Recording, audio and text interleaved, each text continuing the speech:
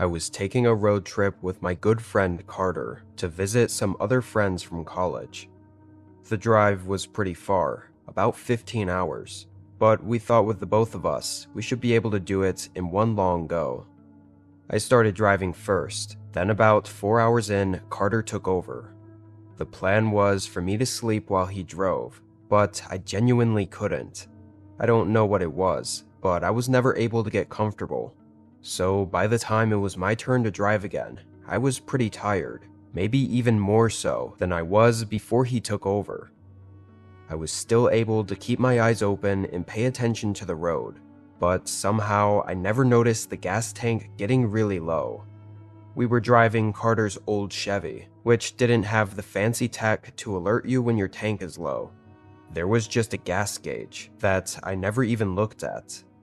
Wasn't until the car started sputtering that I quickly realized we had nothing in the tank. Carter quickly woke up and started searching on his phone for the nearest gas station. But not even 30 seconds later, I had to pull off the highway because the car wouldn't accelerate anymore. I felt so stupid. Even worse, Carter said the closest gas station was 4 miles up the road. We were kind of in the middle of nowhere. It was just plains all around us, and there were no other cars on the road. We talked over our other options for a few minutes, but ultimately Carter decided he'd walk to the nearest gas station and bring back a canister, while I stayed and just watched the car. Maybe not the best plan, but it felt like a waste to call for help and have to pay $200 just for some gas, when the station was still within a walkable distance. Although it was 1 a.m. and dark outside, Carter didn't seem bothered as he left the car and started heading down the road. Within a minute, he was out of sight. I sat back and basically just thought about how stupid I was for getting us in this situation. But just a couple minutes later, I saw headlights coming down the road from up ahead. They came down and passed by, but they were going much slower than they should have been. I think the speed limit was 55 or 60, and they passed by going maybe 15 or 20. I watched in the side mirror, and they didn't speed up after passing.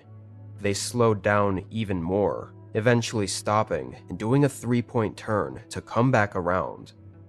Honestly, I didn't want to admit I was out of gas, or needed help or anything. And I didn't have to. They came back down the road and passed by, even slower this time, like maybe 5 miles per hour, probably staring through the windows at me, before picking up speed and heading back the way they initially came from. What was that about? I kept my eyes glued to the road for the next few minutes, waiting to see if they came back around or not. I had a pretty bad feeling about it. Maybe it was just my gut, but I started to think something could go pretty wrong soon. I got my phone out and called Carter. I just wanted to let him know, and maybe to hurry up if possible. But the phone rang all the way through. He didn't pick up. That definitely made me worried, but maybe he just had his phone on silent, or lost service along the road. I waited a minute, then called again. Still nothing. At this point, I definitely wasn't being rational, but I made the decision to ditch the car and try to catch up with Carter. I think it'd only been 10 or 15 minutes since he'd walked away, so if he was still walking, surely I could jog and catch up in just a few minutes. I got out and made sure to lock the car, then started jogging down the side of the road. It was real quiet out there. So quiet that every time I took a break from running, I'd notice the ringing in my ears, only because there was not even the slightest sound to drown it out. I jogged for 15 minutes. I thought I would have caught up to Carter by then, unless something made him start jogging or running for some reason. I decided to pull out my phone and call him once more, and it was just then that I heard the sound of it ringing. It was very faint, in the distance, somewhere off the side of the road.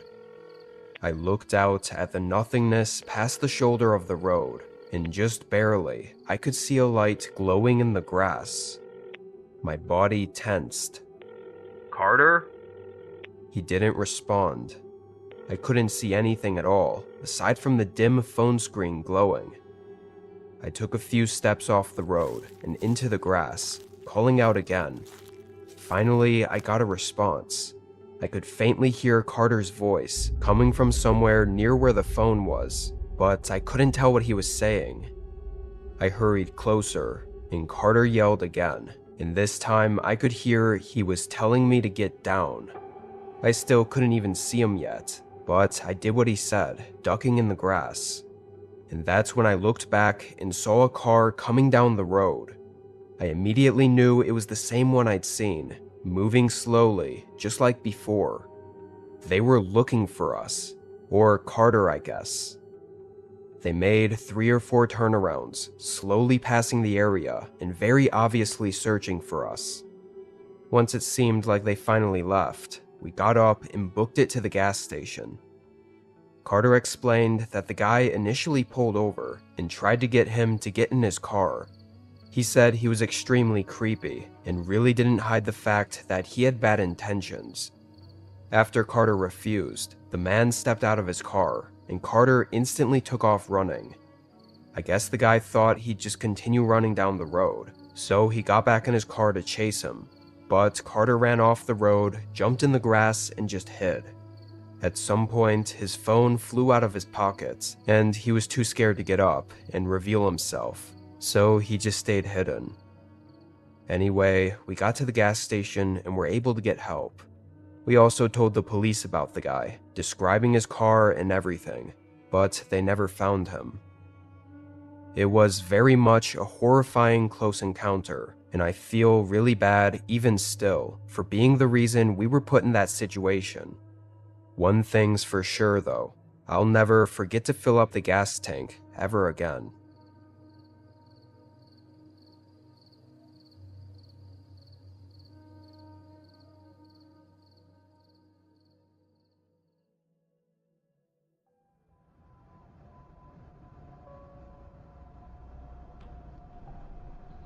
This was back in 2014. I almost never went on road trips back then, because I rarely had time to take multiple days off just to drive, plus the additional time to actually enjoy the vacation. However, I was in between jobs when my family was planning a surprise birthday for my dad turning 50. Back then, gas was way cheaper than it is now, and flying was a lot more expensive in comparison to the gas prices. So both to save money and because I didn't have a job at the moment, I decided to make the drive. To be safe, I made it a 3-day road trip.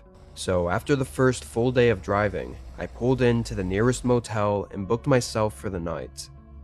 It wasn't the nicest place, but I didn't mind. I slept in until 11, then packed up and opened the door to head out, only to be startled by a man standing right in the doorway. "Excuse me." I tried to get past him, but he didn't really move, so it was a bit awkward. The man looked mid-40s and had heavy bags under his eyes. Just overall, not the kindest face. As I moved the rest of the stuff into my car, he remained creepily standing outside the motel room, watching me. Good thing I wasn't staying there any longer. I checked out of the motel and headed back onto the road. This was my longest day of driving. I planned to get at least 10 hours in. The first while went pretty good, I'd say. A lot of it was through towns and cities, and it wasn't until 5 to 6 hours in that they faded out, and it became more rural, long stretches of road. Once I realized towns were getting few and far between, I stopped at the next gas station to fill up. I paid and started the pump, then headed inside to get a coffee for the road. When I was heading back to my car though, I saw someone pull their car up really close to mine. Like from the front, it looked like their bumper was touching the back of my car. It was a deep red, old Corolla. Nobody was outside of it putting gas in, and the windshield was tinted. I couldn't see anything at all through it. But knowing someone was in there, I couldn't shake the sense that they were watching me. I took the pump out and got back in, leaving the gas station. Almost immediately after, that car left too, again never having put gas in or anything, and pulled up behind me to merge onto the highway. I was hoping this was all just a coincidence and just continued with my drive. I noticed them behind me for a while, maybe 5 or 6 cars back. But as the sun set, I couldn't really tell what cars were what. I could only see a cluster of headlights behind me. As it got later, fewer and fewer cars were out, and I went about 4 more hours without seeing that car again. I'd almost entirely forgotten about it, figuring it was never anything to begin with. I was more concerned with trying to keep myself awake now that I'd finished my coffee. The nearest main city was still 2 hours away, and I really wanted to make it there and get a nicer hotel, maybe even check out the city in the morning. But that was only if my eyes would stay open long enough. I thought maybe if I stopped to get another coffee, not even for the caffeine, but just for the distraction of constantly sipping on it, maybe it'd be enough for me to power through the next 2 hours. At the next gas station, I merged off the highway. Right away, I could see it was closed, the convenience store section. I was pretty disappointed, but I did need to top off my gas anyway, so I pulled through and started filling it up. Almost right away, I saw a single pair of headlights pull off of the empty highway and begin down the exit ramp toward the gas station. This place was already creepy as is, just a standalone, dark gas station with nothing around it. Couldn't even see past the outdoor lights. So when I recognized the car coming down as the deep red Corolla from the other gas station, my heart rate instantly picked up. I couldn't stop myself from the eerie thought of if I was being followed. I hurried to unplug the nozzle and put it back, but the car pulled in extremely fast, not even going up to the pump, but pulling right up to the side of my car by the driver door. I was just able to get in before the passenger door of their car opened. A man got out, not even hesitating to run up to my door and try to open it. It took only a split second of looking at him to recognize the guy as the same man from the motel. Those unnerving eyes sent chills through me. I turned my car on, and when he realized he couldn't open the door, he stopped trying. I shot a glance at him as I pulled away, expecting to see anger or frustration, but what I saw was even more disturbing. He was grinning from ear to ear, like this was funny. Complete psychopath. I floored it back to the highway and didn't stop until I reached the city. Thankfully, I'm almost 100% sure I wasn't followed that time. What really scares me is that the man got out from the passenger seat of the car, so someone else was driving him and was in on whatever sick idea that guy had in mind. They followed me for over 10 hours from the motel, and even worse, they could have been following the day before without me ever knowing. I still find it hard to forget that road trip, even a decade later.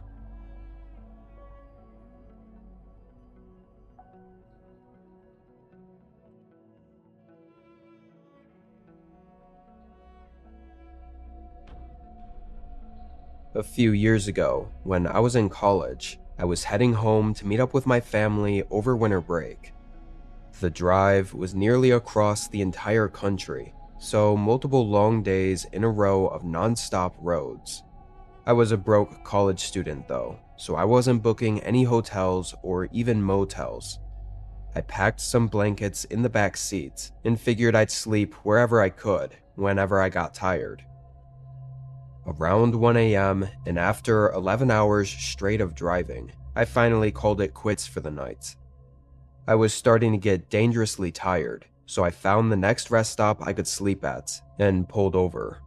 It was one of those small pull-offs right on the side of the highway, meant for just a few cars or trucks.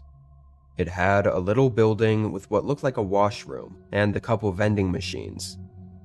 There was only one other car there, parked in the spot farthest back, so I parked in the opposite spot to give us both some privacy. Then I got up to stretch my legs and use the restroom real quick. It definitely wasn't clean in there, which was kinda gross, but I did my business, then left to go back to my car. When I did, there was a man standing right outside my window. He was looking in at what I had in there. Can I help you?" My voice visibly startled him. He nervously took a few steps back and chuckled, saying he was trying to see if I was in there to ask if I had some cash for the vending machine. My car was basically a fishbowl, all clear, untinted windows that you could easily see whether or not I was inside, so there was no reason to be pressed up to my windows, looking in like he was. "Yeah, I got no cash on me. Sorry, man," I said, walking around him to get back in my car. But to my surprise, he didn't leave.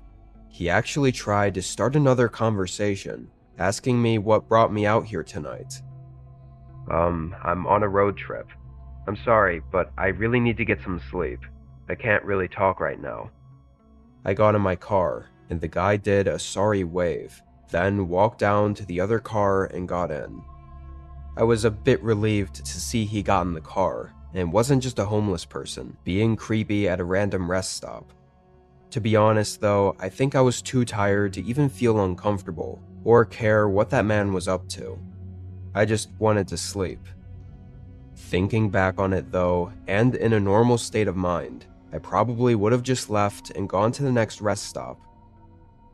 I reorganized the mess in my front seat, tossing everything in the back, then leaned my seats as far back as I could and tried to get comfortable. I had my eyes shut for just a few minutes before I could tell some lights were moving around outside my car, which made me open my eyes to see what it was.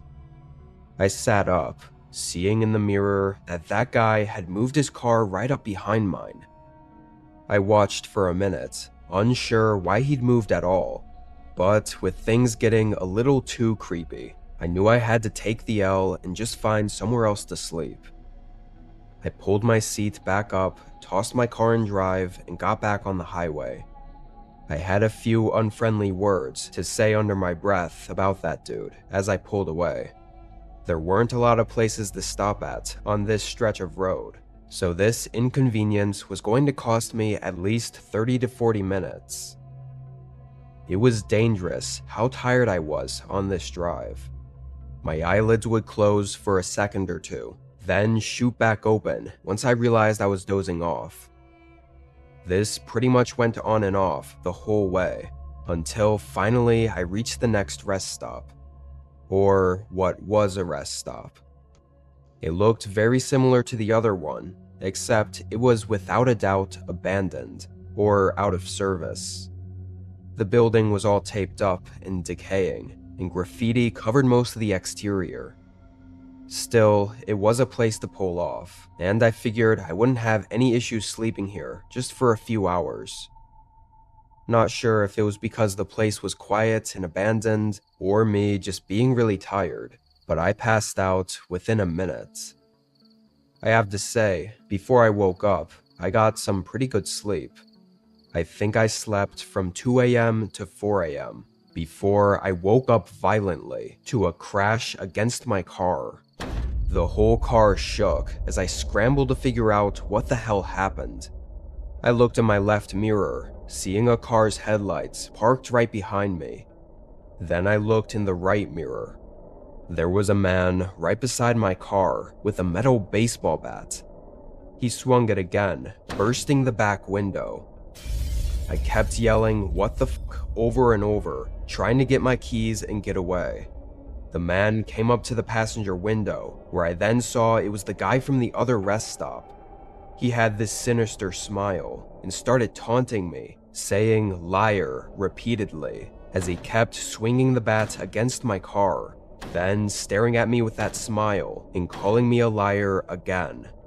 I didn't know what he was talking about, but I was able to get the car on and leave before it got worse. I called 911, phone shaking in my hand as I drove away. I was able to meet up with an officer at a gas station, where I explained the incident and was able to take note of the damage to my car. 2 windows were shattered, and dents were scattered all over the doors, and somehow I didn't notice that my back right tire was also slashed and almost flat. Another officer went to the abandoned rest stop, finding all the glass shards on the ground, but the man was already long gone. They notified all the patrol cars of the man's appearance and vehicle, but came up empty-handed. After being stuck in an unknown town for a few days to get my car fixed, I was able to make it home safely. It's crazy how insane some people are. I mean, I assume that guy lost his shit over something as simple as me not giving him a few bucks for the vending machine, or even just not wanting to talk to him at 1 a.m. on the side of a highway. The fact that I could have died that night over something so absurd is horrifying.